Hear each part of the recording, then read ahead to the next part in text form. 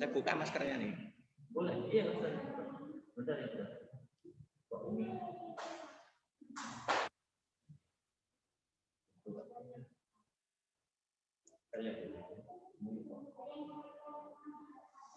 Gak ada ininya. Oh iya.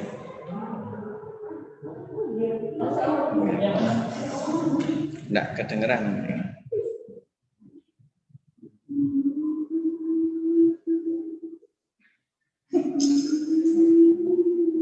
Saya tadi itu khutbah Jumat di Sedati, Masjid Besar Sedati. Itu ketua takmirnya berduka. Lu kenapa enggak keluar drop? Soalnya putrinya itu meninggal, hamil 7 bulan, dosen di UNER, terkena corona. Seumuran saya nih, hamil 7 bulan meninggal. Saya baru tahu tadi.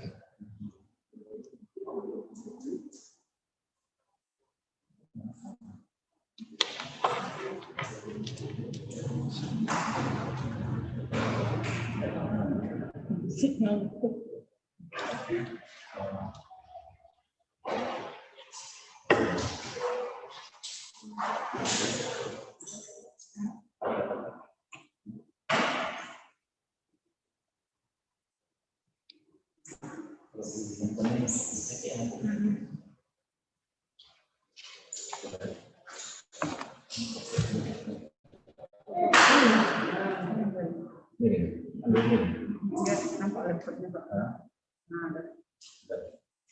Ini kalau kemarin nampak laptopnya, ini enggak. Nanti saya share ya, yang punya. Oke. Bismillah. Sampai depannya. Apa ini? Iya kayak ini. Oh, nampak ini. Bisa. Enggak apa-apa. Nanti dia bedanya kalau mau itu. Nilainya 1, 2, 3. Assalamualaikum warahmatullahi wabarakatuh. Alhamdulillah. Alhamdulillahilladzi arsala rasulahu bil huda wa dinil haq liyudhhirahu 'ala dini kulli wa kafa billahi syahida. Nasyhadu an la ilaha illallah wahdahu la syarika lah wa anna Muhammadan 'abduhu wa rasuluh alladzi la nabiyya ba'da nabiyyil mujtaba. Nusalli wa nusallimu ala qudwatina Rasulillah wa khalilillah sayyidil anbiya'i wal mursalin wa ala alihi wa ashabihi wa man ittaba'ahum bi ihsanin ila yaumiddin, amma ba'd. Wa qala Allah subhanahu wa ta'ala fi ayatin min ayatil Qur'anil Karim, ya ayyuhalladzina amanu ista'inu bis sabri was salah innallaha ma'as sabirin. Wa aidan ya ayyuhalladzina amanu ittaqullah wal tandur nafsum ma qaddamat lighad wa taqullah innallaha khabirum bima ta'malun. Al-ayat. Ikhwatal muslimin wal muslimat, Bapak Ibu, saudara-saudari sekalian dimanapun kita berada, alhamdulillah, summa alhamdulillah, pertama-tama dan paling utama pada sore hari yang berbahagia ini, di penghujung hari yang mulia Sayyidil Ayyam, hari Jumat yang penuh barokah, tiada kata yang paling indah yang keluar dari lisan setiap muslim kecuali segala bentuk pengagungan, pujian, dalam rangka bersyukur atas segala nikmat yang diberikan oleh Allah Subhanahu wa taala. Mengingat betapa besarnya karunia Allah, sehingga sampai-sampai manusia itu tidak kurang sedikit pun dari yang namanya nikmat, baik itu lahir maupun batin, baik itu yang besar maupun yang lainnya. Dan kita sore hari ini kembali dipertemukan oleh Allah dalam rangkaian pengajian yang mudah-mudahan menjadi amal baik kita semuanya yang terlibat baik di sini maupun yang di rumah dan dimanapun berada, mendapatkan istiqomah dan akhir hayat yang husnul khotimah. Amin Allahumma amin. Salawat serta salam tidak lupa kita aturkan atas Nabi, suri tauladan kita, manusia yang kita pelajari segala kehidupannya, yang mana keyakinan, peribadatan, muamalah, sifat, akhlak-akhlak yang luar biasa ini termaktub di dalam sunnah beliau, di dalam hadis, baik itu ucap, perbuatan maupun persetujuan serta yang disandarkan kepada beliau, sehingga tidak boleh seorang muslim satu detik pun pada hatinya itu hilang rasa rindu serta hilang rasa ta'zimnya kepada Rasulullah Muhammad SAW. Sekiranya ada seorang hamba yang dia benar-benar berteladan kepada Nabi yang mulia, maka sungguh dia akan menjadi hamba yang luar biasa, menjadi hamba yang keyakinannya bertauhid kepada Allah, ibadahnya lurus sesuai dengan petunjuk, akhlaknya luhur kepada siapapun, serta bahkan sifat-sifatnya pun juga demikian. Sehingga tidak ada kata bosan, tidak ada kata puas, dan tidak ada kata berhenti. Kita terus mempelajari segala sisi Nabi. Allah sendiri memberikan jaminan di dalam Al-Quran. Disebutkan di dalam surat Al-Ahzab, laqad kana lakum fi Rasulillahi uswatun hasanah. Maka bagi orang Islam telah ada pada diri Nabi yang mulia suri tauladan terbaik, sehingga Allahumma ja'alna min murafaqatihi fil jannah. Mudah-mudahan kita termasuk di antara yang nanti diberikan anugerah membersamai Nabi di dalam surga. Allahumma amin. Ma'asyiral muslimin wal muslimat, saudara-saudari sekalian dimanapun kita berada, pada sore hari ini tausiah atau pengajian kita seputar ibadah yang sangat agung. Ibadah yang bukan sembarang ibadah, ibadah yang saking sakralnya Allah memanggil Nabi yang mulia sallallahu alaihi wasallam, diajak oleh malaikat Jibril untuk menghadap kepada Allah untuk menerima ibadah yang satu ini. Ada banyak sekali pendapat sejarawan kapan sholat itu disyariatkan dan kapan terjadinya peristiwa Isra dan Mi'raj. Tapi yang jelas ketika Isra dan Mi'raj itu nyata dan ibadah sholat sebagaimana yang sampai kepada kita saat ini itu adalah di antara hasilnya. Maka PR besar kita sebagaimana pesan Nabi di dalam riwayat-riwayat Imam Bukhari, Imam Muslim, bahkan guru mereka yaitu Imam Ahmad menyebutkan sabda Nabi, "Shallu kama ra'aitumuni usalli." Salatlah kalian sebagaimana kalian menyaksikan aku salat. Maka kita tidak tahu Nabi, beda zaman, beda tempat, dan tidak mungkin kita salat di belakang Nabi. Tapi hadisnya itu ada. Sehingga salat ini kita pelajari sampai dengan akhir hayat.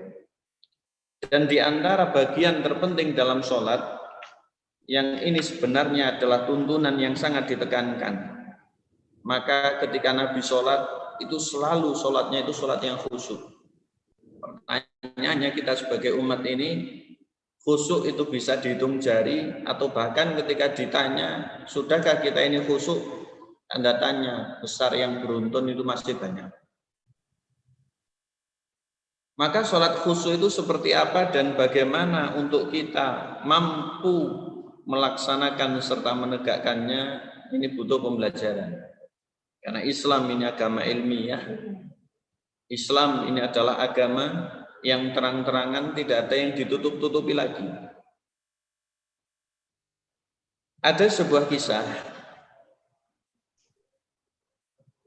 disebutkan di dalam Musnad Imam Ahmad bin Hanbal rahmatullah alaih, bersumber dari beberapa sahabat Rasulullah sallallahu alaihi wasallam, bahwasanya ketika ada hadis Nabi kemudian satu dengan yang lain itu saling bertanya,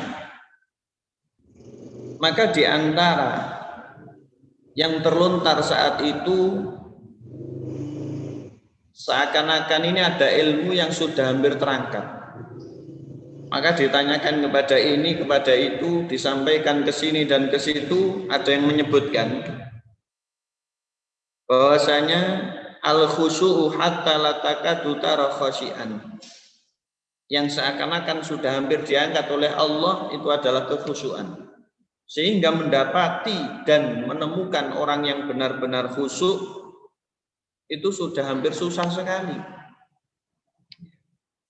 Hampir susah sekali. Nyatanya memang demikian. Orang yang sholat itu masih belum tentu khusyuk, apalagi orang yang tidak sholat. Dan sebenarnya umat Islam ini jumlahnya besar. Jagat ini kurang lebih estimasinya dihuni sekitar 7,5 miliar manusia. Dari sekian itu hampir 23% umat Islam. Tapi berapa yang menegakkan sholat? Dari yang sholat itu berapa yang sholatnya khusyuk? Ini tanda tanya besar. Disebutkan di dalam kitab Al-Wabilus Sayyid, dikatakan bahwasanya Imam Ibnul Qayyim rahmatullah alaih, beliau menyebutkan beberapa klasifikasi serta pembagian orang yang sholat. Jadi orang Islam yang sholat itu versinya ada berapa, ini dijelaskan. Yang pertama, wanasu fis sholati ala maratibah. Jadi manusia ketika sholat itu ada beberapa golongan. Ini yang pertama ini tidak dapat apa-apa. Yang kedua seterusnya ini dapat, sekalipun prosentasenya itu wallahu a'lam. Disebutkan oleh Imam Ibnul Qayyim ahaduha, yang pertama, martabatud dzalimi li nafsihil mufrid, orang yang sholat tapi tambah dosa. Jadi sholatnya ini penuh dengan kedoliman. Sholat yang ala kadarnya. Sholat yang ala kadarnya. Wa huwa alladzi intaqasa min wudu'iha wa mawaqitiha wa hudutiha wa arkaniha. Waktunya itu tidak diperhatikan, demikian pula dengan kesuciannya itu juga amburadul. Bahkan nanti yang harus melekat pada sholat, syarat rukun wajib itu tidak lagi diperhatikan. Pokok sholat, pokok gelem, pokok eling, pokok jendra-jentit, arahnya itu ke barat. Tidak tahu kiblat itu di mana. Jadi orang yang sholat seperti ini tentunya masih ada. Ini bukan dari panggilan hati, bukan dalam bentuk sholat itu adalah kebutuhan. Tapi sholat adalah sebuah beban. Sholat itu sanksi dan hukuman dari Allah Tuhan semesta alam. Ini berbahaya. Allah menyebutkan di dalam surat Al-Ma'un, fawailul lil musallin. Maka ada orang yang sholat itu celaka. Berarti yang nggak sholat lebih celaka lagi. Siapa mereka yang sholat namun celaka? Ditafsirkan pada ayat berikutnya, alladzina hum an sholatihim sahun, yaitu mereka yang lalai dalam sholatnya. Kata sahabat Nabi Ubay bin Ka'ab radhiyallahu an, yaitu yang tidak peduli dengan waktunya. Padahal waktu sholat itu harga mati. Syarat sahnya sholat salah satunya itu waktu. Saudara-saudari sekalian, sebagai orang Islam yang baik kita harus mengenal syarat sahnya sholat. Jadi dalam fikih itu dipelajari. Kita tidak jauh ke sana kemari, akan tetapi yang ada di hadapan kita itu yang harus kita ketahui. Disebutkan dalam kitab-kitab fikih yang pertama itu harus tepat waktu, syarat sah sholat yang pertama. Jadi sebelum waktunya itu tidak sah, setelahnya itu tanpa halangan yang syar'i juga tidak sah. Agama kita mengajarkan kedisiplinan. Nabi dulu juga mengajarkan waktu sholat itu demikian. Yang kedua, suci secara maknawi. Jadi hadas kecil maupun besar itu harus hilang. Baik itu dengan wudu ataupun tayamum atau mandi junub. Yang ketiga, suci lahiriah, fisiknya, busananya, tempatnya itu harus suci. Ini yang ketiga. Yang keempat, menutup aurat. Yang keempat, menutup aurat. Yang kelima, menghadap kiblat sesuai kesanggupan kita, dan sekarang dipermudah dengan berbagai macam alat. Baru yang terakhir, niat. Niatnya ini harus benar, harus tulus lillahi ta'ala. Jadi niat sendiri itu sudah 50%, dengan amaliyah tersebut menjadi jangkep dan lengkaplah yang disebut dengan ibadah. Kita kembali.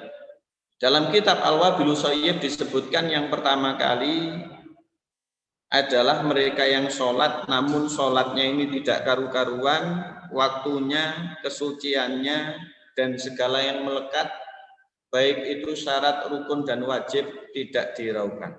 Ini malah berdosa. Jadi sholat yang seperti ini, sholat berdosa. Lah mending gak sholat Ustaz, tambah nemen dosanya ya. Yang kedua, man yuhafidu ala mawaqitiha wa hudutiha wa arkaniha dhahirati wa wudu'iha lakin qad dayya mujahadata nafsihi fil waswasati fadhahaba ma'al wasawisi wal afkar. Yang ketiga adalah orang yang sholat semuanya sudah berupaya untuk direalisasikan waktunya, bersucinya, dan segala yang melekat dengan sholat. Akan tetapi pikirannya hilang. Ini yang ketiga. Akan tetapi pikirannya hilang.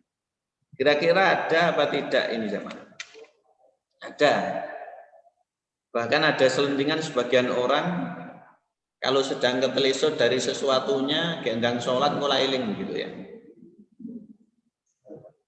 Di mana tadi kuncinya? Cepat sholat, nanti akan ingat. Ya. Cepat sholat, nanti akan ingat. Jadi untuk memaknai ibadah sholat itu sendiri, yunajir rahman, bahwasanya dia itu bermunajat kepada Allah Subhanahu wa Ta'ala, itu hilang. Sehingga pikirannya duniawi dan pikiran yang di luar daripada pikiran ibadah tersebut. Sholat fisiknya, tapi hati ini tidak tahu di mana. Ya. Sholat fisiknya, tapi pikirannya tidak tahu kemana. Ini masih ada pada sebagian orang. Maka kita harus menghindarinya. Jadi ada jin yang biasanya itu mengganggu orang sholat. Namanya itu khinzib. Disebutkan oleh Syalbani dalam kitab Sifat Sholat Nabi. Dulu ada sahabat Utsman bin siapa begitu. Ketika sholat itu pernah terganggu. Sehingga rokaatnya bingung, bacaannya pun tidak karu-karuan. Nabi memberikan solusi. Maka berta'awud, setelah itu meludah ke kiri sederhana saja 3 kali. Maka sahabat ini cerita setelah itu tidak diganggu lagi. Tapi pertanyaannya, apakah kalau kemudian kita diganggu terus seperti itu terus? Ya faktanya begitu, tapi kalau diganggu terus berarti memang kitanya. Jadi orang bingung itu 1-2 kali sholat kok bingung, ini kan repot. Harus ada yang diperbaiki dari sisi rohani, yaitu tazkiyatun nufus. Berikutnya yang keempat. Yang ketiga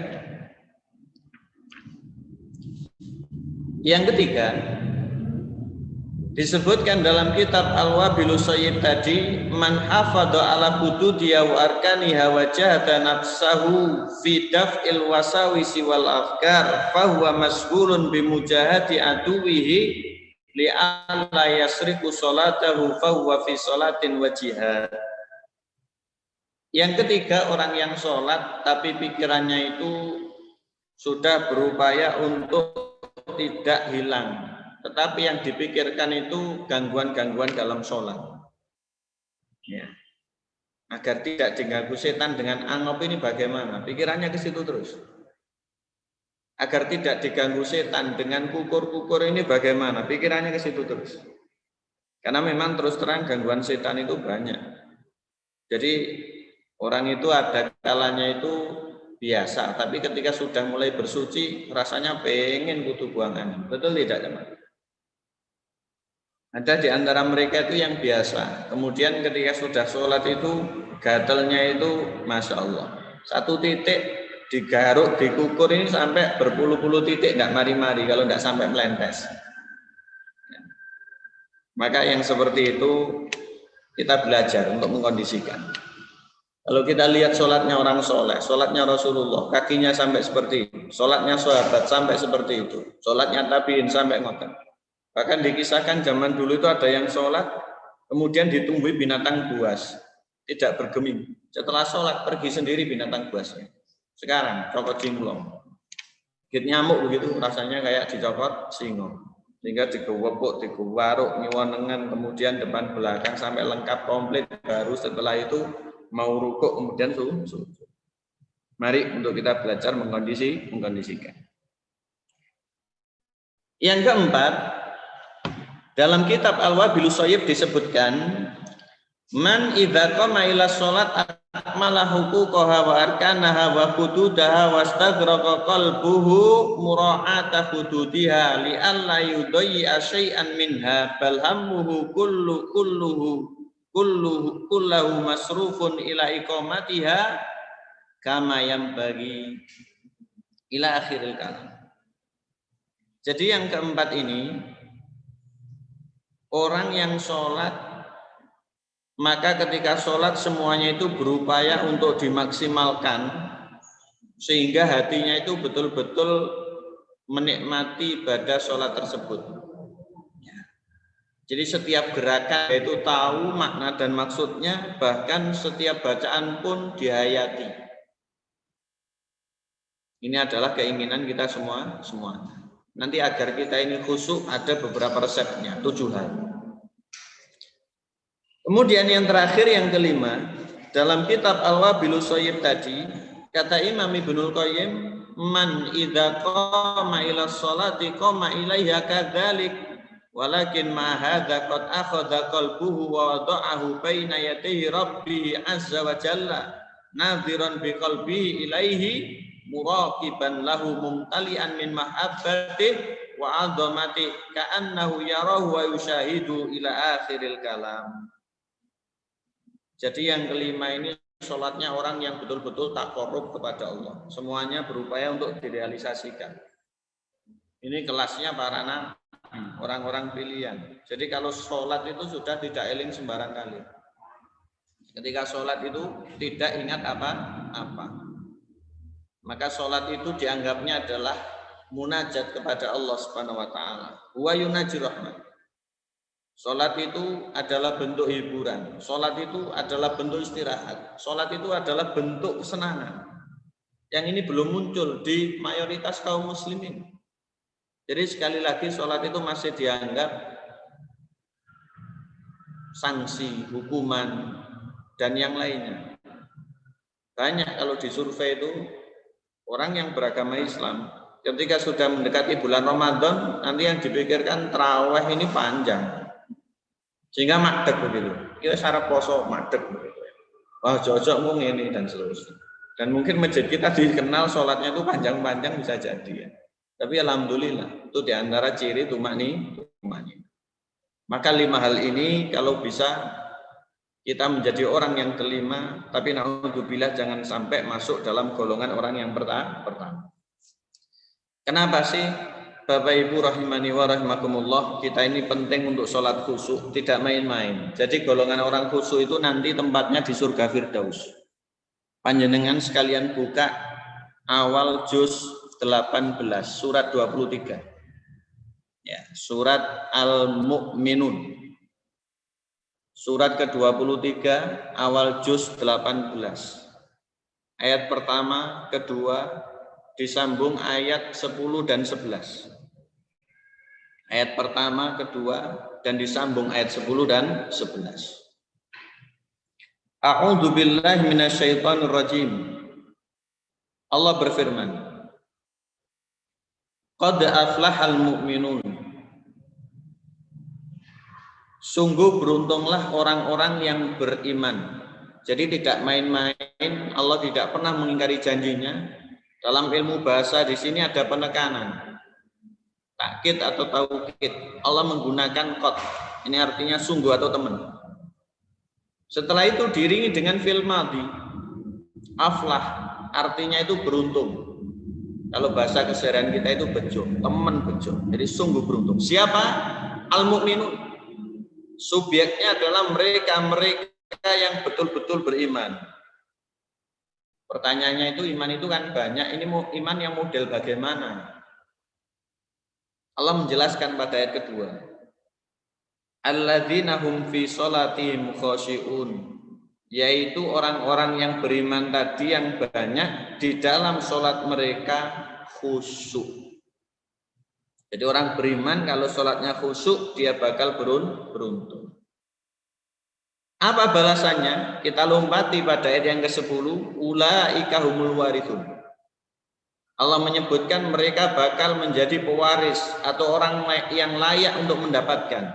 Ayat ke-11, alladzina yarithunal firdaus hum fiha khalidun, yaitu surga Firdaus, surga yang paling tinggi, mereka di dalamnya kekal abadi untuk selama-lamanya bersama para nabi, bersama para utusan Allah dan seterusnya. Jadi orang khusyuk itu dijamin masuk ke dalam surga.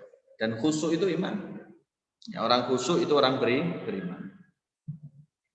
Terkait dengan ayat-ayat yang mulia ini, ma'asyiral muslimin wal muslimat rahimakumullah, ada seorang imam dari umat Islam, sebagaimana dikutip oleh Imam Ibnu Katsir, Imam Hasan Al-Basri rahmatullah alaihi menyebutkan. Kata Imam Hasan Al-Basri, kana khusyu'uhum fi qulubihim. Jadi orang beriman itu yang khusyuk dalam sholat ini, hatinya itu khusyuk. Sehingga dalam tataran sholat tadi otomatis nomor 5 paling tidak. Kemudian faghaddau bidzalika absarahum. Kalau sudah demikian, pandangannya itu khusyuk tertuju, yaitu kepada tempat sujud.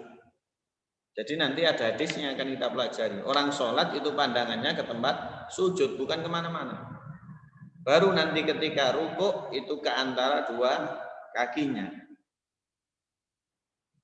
Setelah itu kata Imam Hasan Al-Basri, wa khafadhu lidzalikal jannah. Kalau sudah demikian, maka amal perbuatan dan seterusnya itu betul-betul dia akan menjadi orang yang merendah. Jadi dalam sholat dia menjadi orang yang betul-betul merasa hina, bermunajat kepada Allah Subhanahu Wa Taala, tidak menyombongkan diri, tidak pula mentengkelek dan seterusnya.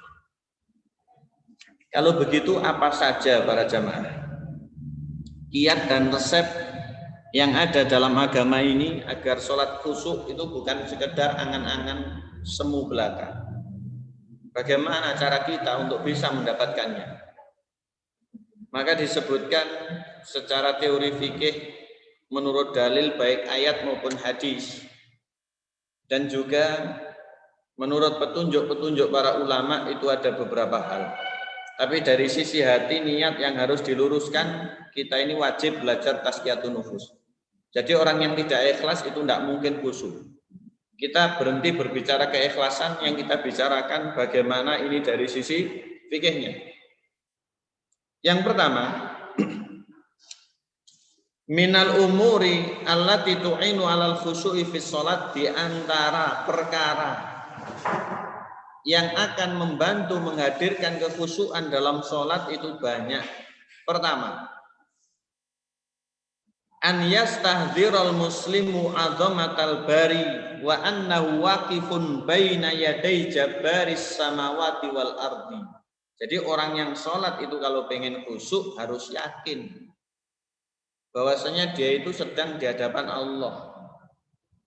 Dia itu sedang di hadapan Allah yang betul-betul maha agung, maha besar dengan segala bentuk keagungan dan kemuliaannya. Jagat ini adalah ayat kauniyahnya. Jagat ini tidak ada apa-apanya. Ketika Allah perintahkan malaikat meniup trompet, hancur lebur jagat ini. Terjadilah hari kiamat. Begitu ketika ada orang sholat, setelah sholat masih menyombongkan diri, hilang makna dari sholatnya. Padahal ketika sholat kita diajari Allahu Akbar, kemudian pas sujud Subhana Rabbiyal A'la atau Subhana Rabbiyal A'la wa bihamdi, dan versi yang lain. Jadi kita memahasucikan Allah yang maha tinggi. Jadi kita ini meletakkan sesuatu yang paling berharga, yaitu kepala kita, di tempat yang paling rendah, di atas tanah. Maka setelah sholat masih ada orang yang sombong, setelah sholat masih ada orang yang menghina yang lainnya, setelah sholat masih ada orang yang terkadang menolak sebagian dari ajaran agama. Naudzubillah. Jadi hilang memaknai tentang keagungan dan kebesaran Allah Subhanahu wa ta'ala. Yang kedua,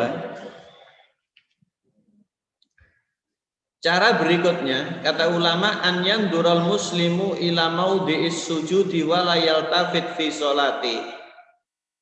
Untuk menghadirkan khusyuk yang kedua, fokus melihat tempat sujud, tidak menoleh kemana-mana. Ini yang kedua. Fokus melihat tempat sujud, tidak menoleh kemana-mana. Karena memang melihat tempat sujud ini adalah ajaran. Jadi sholat itu bukan kok memejamkan mata kemudian merem, bukan para jemaah. Tapi sholat itu memandang. Hanya saja yang dipandang itu arah bawah tempat sujud.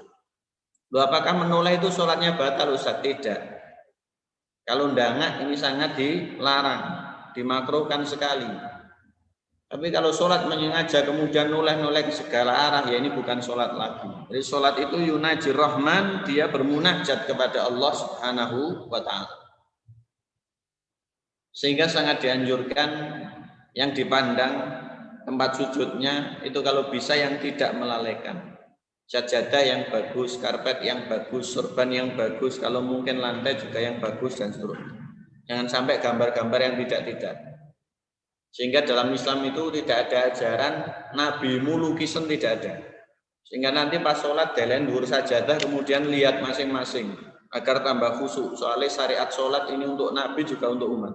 Akhirnya tidak karu-karuan. Tapi ada orang yang over ya. Ketika Allahu Akbar menghadap lantai didelok nate. Ini pasangannya kurang rapi misalkan. Ini ya terlalu. Ya. Kemudian melihat lagi ya.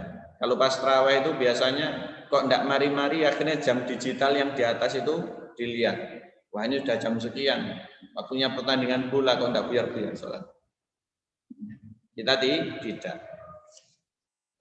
Ada pesan dari Nabi, dikutip di dalam Musnad, Imam Ahmad meriwayatkan.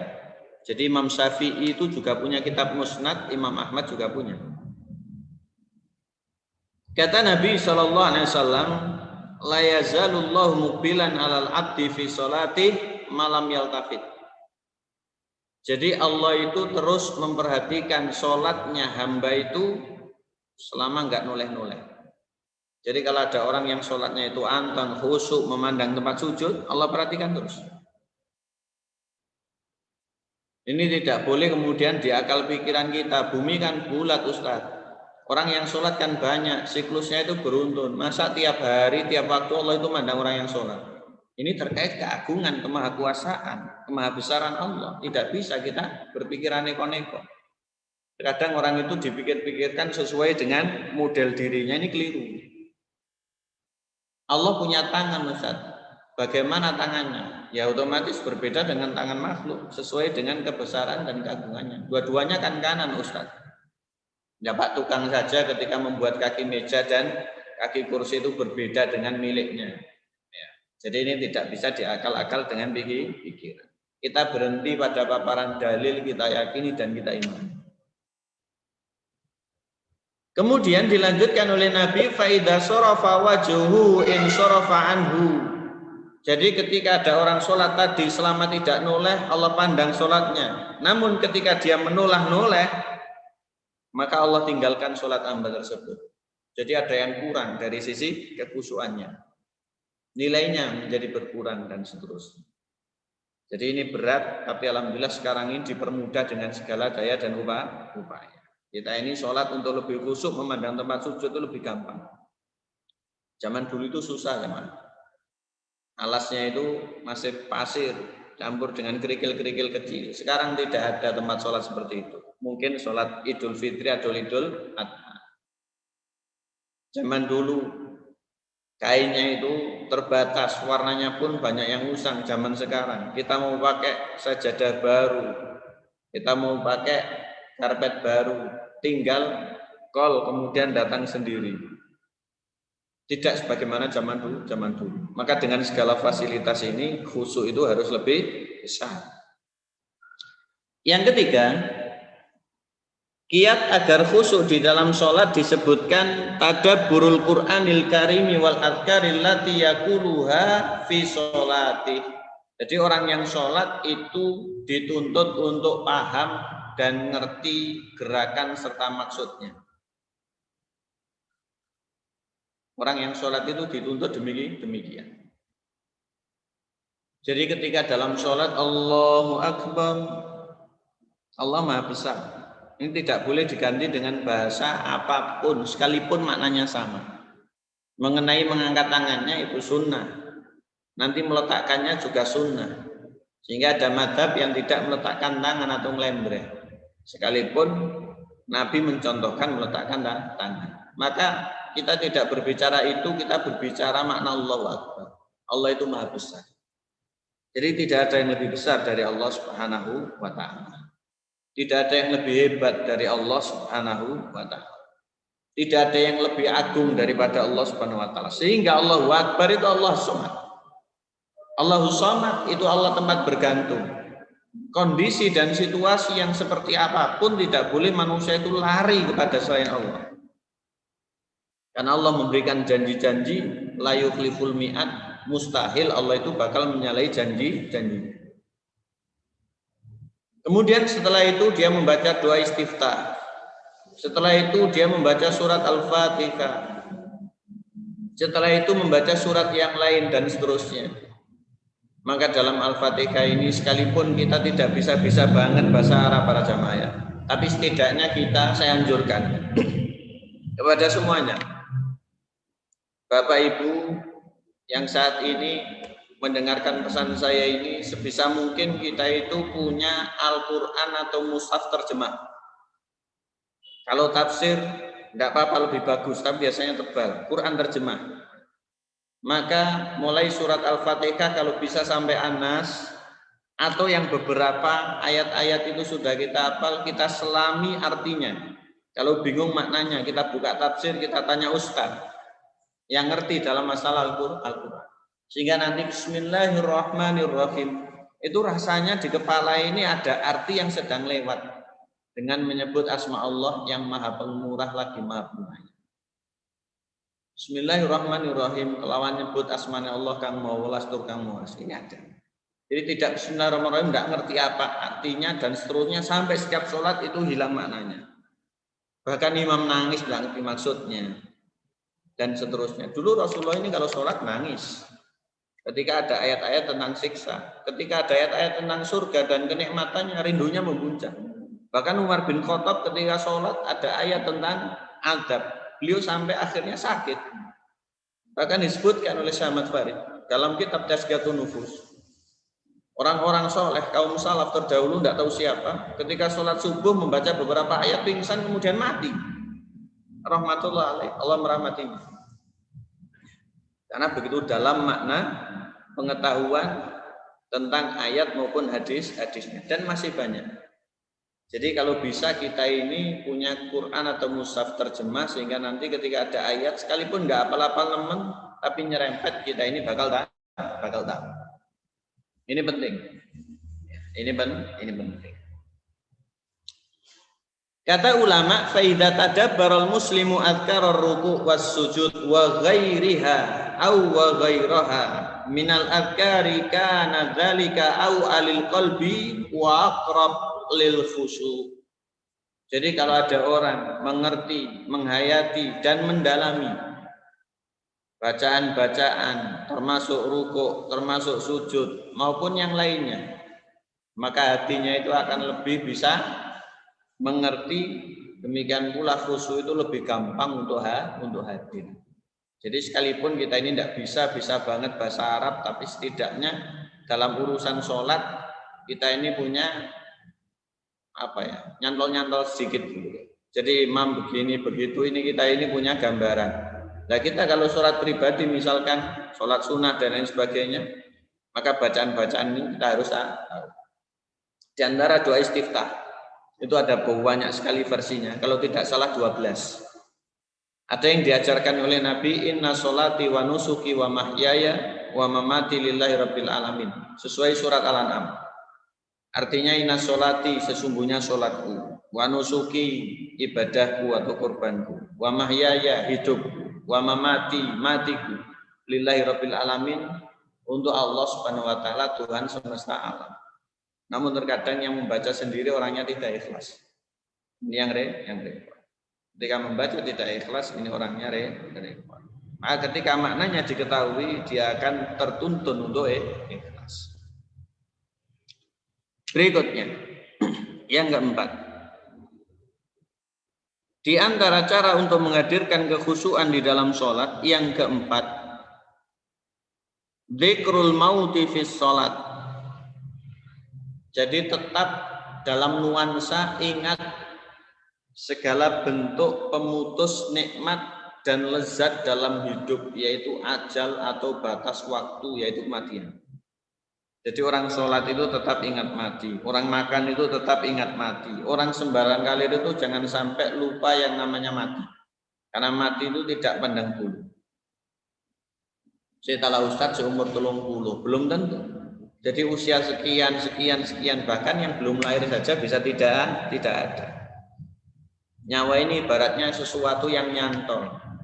Kapan-kapan diambil atau kapan-kapan diterpa angin dan seterusnya, itu tidak ada yang tahu kecuali Allah Subhanahu wa ta'ala. Jadi keliru ketika ada orang menunda tobat, keliru ketika ada orang menunda amal baik.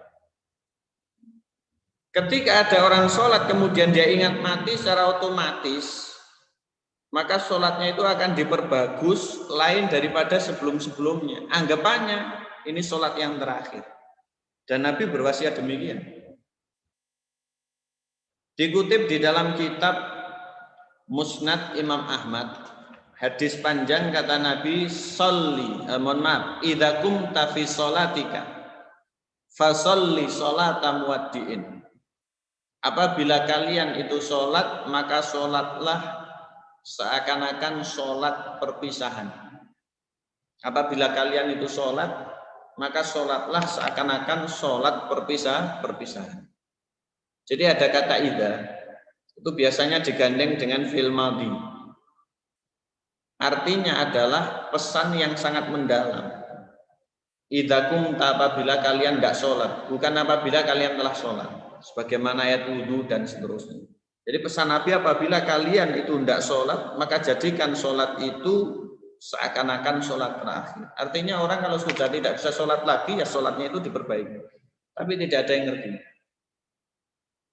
Beberapa waktu yang lalu ada meninggal di antara dai-dai terkenal kita. Mudah-mudahan Allah mengampuni dan masukkan dalam surga. Beberapa waktu yang lalu ada meninggal dunia saudara kita dalam kecelakaan alat transportasi. Mudah-mudahan Allah terima amal ibadahnya dan masukkan dalam surga.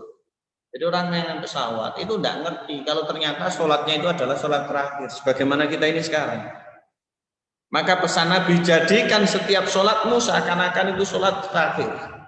Kalau sudah demikian, maka sholatnya akan bagus terus sampai dengan ajal itu datang. Dan terkadang sekarang itu tidak. Ada orang sholat itu dianggap sambilan. Apa bahasa Indonesia sambilan? Sampingan. Repot ya ora jane, tapi saya tak sholat dilut. Jadi kata-kata dilut atau sebentar yang nanti bisa mengurangi kekhusyuan, bahkan tumaknina itu bisa hilang. Nah, salat dinta ini bisa salat ditunggu yang lain. Nah, ini yang jadi masalah. Jadi kalau pengen sholat khusyuk harus steril dari yang demikian. Orang kalau sholatnya pengen khusyuk harus steril dari yang demikian. Berikutnya yang kelima. Di antara cara untuk meraih kekhusyuan di dalam sholat, kiatnya untuk menghadirkan kekhusyuan yang kelima, an yuhai al musalli nafsahu fala yusalli wa huwa hakinun wala bi qadrati ta'am. Yang kelima, menata kondisi atau menyiapkan keadaan. Jadi kalau bisa sholat ini di luar berbagai macam kendala, termasuk menahan buang hajat ataupun telah dipersiapkan hidangan. Jadi hal-hal yang seperti itu kita hilangkan. Jadi kondisinya ini harus betul-betul santai dan rileks. Karena memang Nabi menyebutkan, ada di dalam hadis riwayat Imam Muslim, la sholata bihadrati ta'am wala wa huwa yudaful ahbathan. Jadi jangan sampai sholat ketika makanan sudah disiapkan ataupun sedang menahan gangguan buang hajat. Para jamaah, dua-duanya itu nikmat. Orang tidak bisa buang hajat ya repot, orang tidak bisa makan ya repot. Tapi dua hal ini bisa mengurangi kekhusyuan. Sehingga bukan tradisi yang baik ketika sudah dekat waktu sholat, makanan itu disiapkan, bukan. Maka makan dulu baru ikuti sholat. Demikian pula bukan tradisi baik ngempet segala bentuk keinginan buang hajat ketika sholat. Tunaikan. Ya, tunaikan. Karena memang nanti pikirannya ke situ. Bukan berpikiran tentang ibadah. Segala mitos ini kita hilangkan. Kalau nunda makan kuat, Ustaz, nunda buang hajat nggak kuat, tapi katanya ada resepnya kelawatu, masa sholat sambil kelawatu, ini kan repot ya. Ini orang-orang yang tidak tahu asal usulnya, sebagaimana ketika anyang-anyangan. Para jamaah tahu anyang-anyangan. Napa bahasa Indonesianya anyang-anyangan? Apa Ibu? Anyang-anyangan. Jadi kalau pipis ini panas setengah sakit, tapi pengen pipis terus, rasanya pengen tidur di kamar mandi. Lah kata sebagian orang, tali jempol kakimu dengan merang. Merang itu damen atau gagang padi, ya, pohonnya padi yang sudah kering. Maka setelah dilakukan, ada yang sembuh, ada yang tidak. Jadi segala obat itu yang halal, yang sesuai dengan aturan medis, yang memang ada khasiat dan memang diurut-urutkan secara teknologi itu nyambung ya bisa, kalau tidak. Lain tadi tidak nyambung. Ternyata lorone pindah no jempolan, ini repot. Kita kembali kepada sholat menahan buang hajat.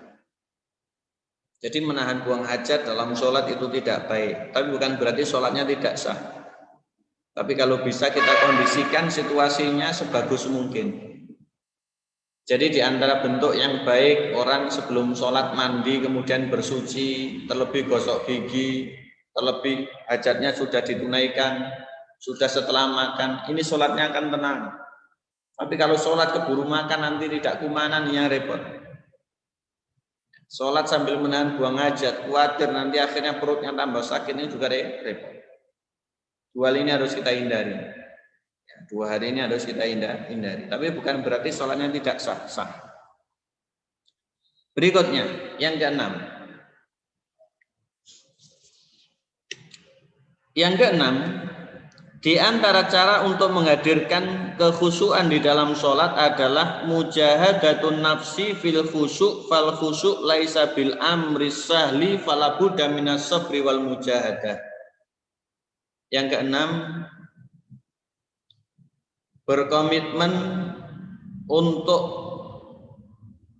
bersungguh-sungguh mengatur hawa nafsu. Komitmen dengan sungguh-sungguh untuk mengatur hawa nafsu. Karena memang hawa nafsu itu manja. Khusyuk itu adalah berat. Tapi tidak ada yang mustahil bagi Allah. Allah berjanji di dalam ayat terakhir surat Al-Ankabut. Para jamaah bisa dibuka surat ke-29. Di situ ada janji tentang berbagai macam hal. Intinya satu keadaan ketika ada orang yang serius Allah permudah. Jadi di dunia ini tidak ada yang gratis. Allah berikan hukum sebab akibat itu berfungsi. Sehingga dikatakan dari kecil kita ini diberikan wejangan-wejangan. Nak, nanti kalau rajin belajar pangkal pandai. Kalau hemat pangkal kaya dan seterusnya. Sekalipun nanti takdir itu terkadang bicaranya lain. Sehingga kalau dimutlakan orang hemat pasti kaya, orang belajar pasti pinter. Ya ini tidak boleh terlalu percaya diri. Nunggu keputusan Allah Subhanahu wa ta'ala. Termasuk hasil tidak akan mengkhianati usaha. Ini sebagai motivasi bagus, tapi kalau kepastian tidak juga. Ya, karena ada terkadang itu lain kenyataan dalam takdir. Surat Al-Ankabut ayat terakhir, ayat yang ke-69. Allah berfirman, "Walladzina jahadu fina lanahdiyannahum subulana wa innallaha lama'al muhsinin." Kata Allah, dan orang-orang yang bersungguh-sungguh di jalan kami, berjihad di jalan kami berikan petunjuk kami ke jalan tersebut. Kami berikan hidayah kami ke jalan tersebut. Jadi siapa yang berkomitmen Allah berikan kemudahan. Wa may yattaqillaha yaj'al lahu makhraja. Ayat yang lain menyebutkan orang yang bertakwa Allah berikan solusi. Wa yarzuquhu min haitsu la yahtasib. Ada rezeki yang datang tidak terduga dan masih banyak lagi. Wa innallaha lama'al muhsinin. Allah menutup ayatnya, dan sungguh Allah bersama orang-orang yang berbuat baik. Jadi ma'iyatullah atau kebersamaan di sini bukan dirinya Allah, tapi yang bersama Allah itu petunjuknya, kemudahan dan petunjuknya itu bersama orang yang berbuat baik. Ini loh Ustaz, Allah ini bersama para makhluk. Mana dalilnya? Ayat terakhir surat Al-Ankabut. Keliru sampean. Jadi ayat ini ditafsirkan oleh ayat tersebut bahwasanya yang bersama Allah itu bukan yang bersama orang baik atau makhluk itu bukan zatnya Allah, tapi kemudahan serta petunjuknya Allah Subhanahu wa ta'ala. Zatnya Allah itu suci dan tinggi, tidak bersama dengan makhluk-makhluknya. Akan tetapi kebaikan, pengawasan, ilmunya, kemudahannya, petunjuknya itu bersama dengan yang dikehendaki oleh Allah Subhanahu wa ta'ala. Dalam ilmu akidah seperti itu.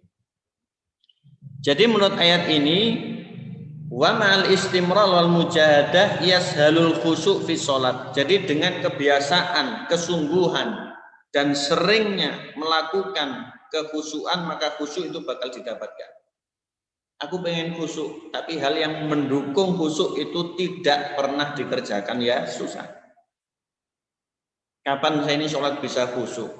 Lah, kamu gelem apa ora? Pertanyaannya seperti itu. Jadi kalau orang pengen khusyuk, semuanya itu harus ditunaikan. Ada hukum sebab akibat. Allah sendiri menyebutkan dalam surat Ar-Ra'd, innallaha la yughayyiru ma biqaumin hatta yughayyiru ma bi anfusihim.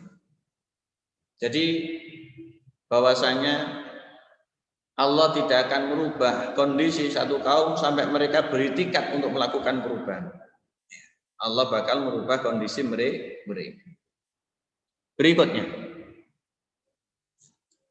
yang terakhir, yang ketujuh, cara untuk menghadirkan kekhusyuan di dalam sholat adalah istihdaru thawabi wal mutarattabi alal khusyuk, yaitu mengetahui serta meyakini, dan selalu ingat kesudahan dari kekhusyuan. Mengetahui berarti kita ketahui dari dalilnya, kemudian kita yakini berarti kita tidak boleh meragukannya, serta selalu ingat berarti menjadi impian kita dalam angan-angan kita. Kesudahan kekhusyuan itu bagaimana? Jadi terus terang para jamaah, sesuatu yang banyak dipikirkan manusia itu terkadang menjadi kebiasaan sehingga akhirnya ke bawah mimpi. Betul lah, betul. Jadi kalau khusyuk ini akhirnya menjadi yang demikian enak, kita mimpi khusyuk, kita dalam sholat motonya adalah khusyuk terus, sehingga khusyuk ini menjadi lebih gampang. Kenapa? Karena khusyuk nanti itu balasannya surga firdaus. Ini yang terkadang kurang hadir di sebagian besar kaum muslim. Jadi sholat pikirannya masih kemana-mana. Ketika sholat itu masih banyak hal yang ingin digapainya, ini masih berat. Disebutkan kisahnya sahabat ketika bercerita tentang Rasulullah Sallallahu Alaihi Wasallam dalam kitab Sunan. Imam Abu Dawud meriwayatkan Abdullah bin Sikhir bercerita. Abdullah bin Sikhir radhiyallahu an bercerita. Kata beliau, Ra'aitu Rasulullah Sallallahu Alaihi Wasallam yusalli wa fi sadrihi azirun ka'azirir riha minal buka. Saya itu menyaksikan Rasulullah seringkali kalau sholat, beliau itu sholatnya penuh dengan tangisan. Dadanya bergemuruh karena betul-betul takutnya kepada Allah, hadir keagungan Allah Subhanahu wa taala. Sehingga dalam sholat Nabi itu yunajir Rahman, pikirannya tidak banyak, khusyuk dan fokus untuk ibadah. Jadi tidak kepikiran macam-macam. Kata Abdullah bin Sikhir radhiyallahu anhu tadi bahwasanya Nabi itu ketika sholat disaksikan oleh beliau seringkali tangisan itu terjadi. Jadi dadanya bergemuruh, ternyata itu bagian dari tangisan. Nah, saking khusyuknya dalam sholat. Dan kalau berdiri lama sekali. Kemudian Utsman bin Affan, beliau juga bercerita. Dikutip di dalam hadis riwayat Imam Muslim, para jamaah rahmatullah. Kata Nabi kita, kata Utsman bin Affan radhiyallahu an, "Ma min ri'im muslimin tahduruhu sholatu maktubatin." Tidak ada orang Islam ketika hadir waktu sholat wajib. Fayusinu wudu'aha wa khusyu'aha wa ruku'aha. Maka dia betul-betul memperbaiki bersucinya, berkomitmen dengan kekhusyuannya, dan terus memperbagus ibadahnya. Jadi rukuk sujud itu mewakili sholatnya. Illa kanat kafaratan lima qablahu minad dunub. Dipastikan bahwasanya perbuatan bersuci, kekhusyuan, dan komitmen perbaikan dalam ibadah itu tadi menjadikan kafarah sebagai penebus dosa sekaligus penghapus dari salah-salah yang terjadi di masa silam. Malam yu'ti kabiratan wa dzalika darukullah. Selama dia berkomitmen tidak menyengaja dengan dosa-dosa, dan itu terjadi berangsur-angsur sampai dengan akhir hayatnya. Jadi orang yang khusyuk itu dosanya dileburkan oleh Allah Subhanahu wa taala. Kembali kepada keadaan yang ada di zaman sekarang, sudah seberapa sering kita ini khusyuk? Sudah berapa kali kita ini khusyuk? Dan apakah sholat kita ini khusyuk apa belum? Itu hanya Allah yang Maha tahu dan kita yang bisa merasakan. Tapi setidaknya ketika kita mengetahui dengan praktis golongan orang yang sholat tadi, tidak akan pernah kita sia-siakan. Karena orang yang khusyuk itu balasannya surga firdaus dan dosanya bakal diampuni sepanjang hayatnya. Dan 7 cara ini tadi kita sudah melaksanakan dengan upaya yang keras banyak hal, tapi masih butuh perbaikan. Maka kita ulangi. Di antara yang pertama, kita hadirkan perasaan tentang keagungan Allah. Kita ini kecil sebagai makhluknya. Kemudian kita fokuskan untuk memandang arah tempat sujud, tidak kita menoleh ke arah manapun. Kemudian kita berupaya untuk menyelami bacaan, gerakan, doa-doa dalam sholat. Kita pelajari sedikit demi sedikit. Dan kita banyak mengingat kematian, seakan-akan sholat terakhir untuk kita. Serta kita siapkan kondisi yang bagus, yang mendukung untuk sholat. Jangan sampai gangguan dari makanan, jangan sampai gangguan dari hajat, itu datang. Kemudian kita berupaya dengan sesungguhnya untuk menekan hawa nafsu kita yang manja ini, agar kekhusyuan bisa kita raih. Karena Allah akan merubah orang yang beretikat baik. Dan yang terakhir, khusyuk dengan balasannya itu selalu menjadi mimpi kita, selalu menjadi bayangan kita, memenuhi setiap harapan kita. Sehingga kalau sudah kepikiran, akan diberikan kemudahan oleh Allah Subhanahu wa ta'ala. Allahumma ja'alna minal khashi'in as-sabirin al-mustaqimin wa amitna bi husnil khotimah. Mudah-mudahan kita menjadi orang yang khusyuk, orang yang tegar, orang yang sabar dan istiqomah, dan nantinya mendapatkan anugerah husnul khotimah. Allahumma. Baik, masyarul muslimin wal muslimat, demikian tausiah pada sore hari ini. Mudah-mudahan khususnya untuk kami membawa manfaat, dan kepada kaum muslimin muslimat dimanapun kita berada, jika menjadi tambahan ilmu serta wawasan, sehingga meningkatkan kualitas sholat kita. Karena sholat ini adalah bekal terbaik untuk menghadap Allah, bagian dari ketakwaan, dan sholat yang akan dipertanyakan pertama kali nanti ketika kita menghadap Allah Subhanahu wa ta'ala. Naktafi bihadza, walhamdulillahirabbil alamin. Akhirul kalam. Wassalamualaikum warahmatullahi wabarakatuh.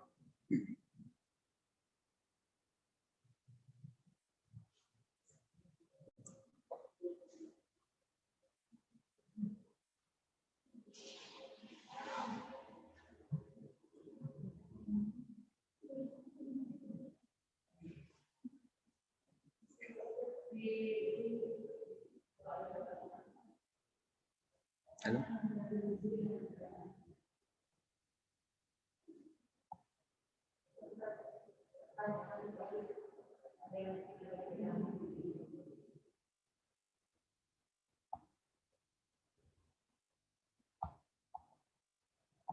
Gimana caranya, Bu?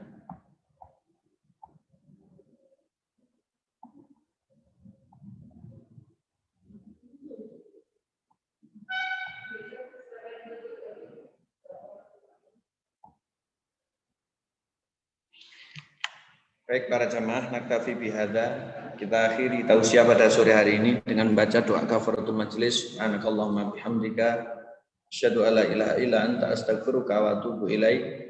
Wassalamualaikum warahmatullahi wabarakatuh.